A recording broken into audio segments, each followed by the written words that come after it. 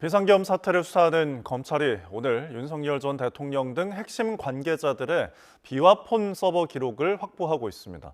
대통령 경호처를 찾아 서버에서 관련 자료를 추출하는 포렌식 절차를 진행하고 있는 건데요.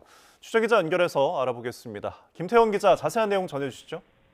네, 검찰 비상계엄 특별수사본부는 오늘 오전부터 대통령 경호처를 찾아 비화폰 서버 자료를 확보하고 있습니다.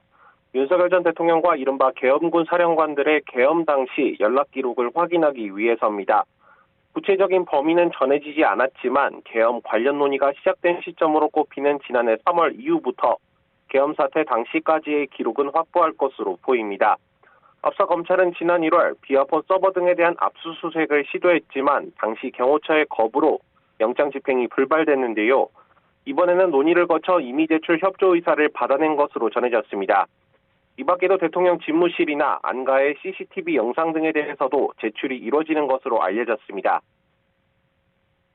네, 앞서 검찰은 법원에 비화폰 서버에 대한 압수수색 영장 발부를 요청하기도 했는데 결정을 기다리지 않고 확보에 나선 거군요. 네, 검찰은 앞서 윤 전 대통령 내란 사건 재판부에 비화폰 서버에 대한 압수수색 영장 직권 발부를 요청하는 의견서를 제출하기도 했습니다. 수사 과정에서는 확보하지 못했지만 결국 윤 전 대통령의 혐의 입증에 주요 관련자들의 비화폰 통화 기록이 필요하다고 판단한 겁니다.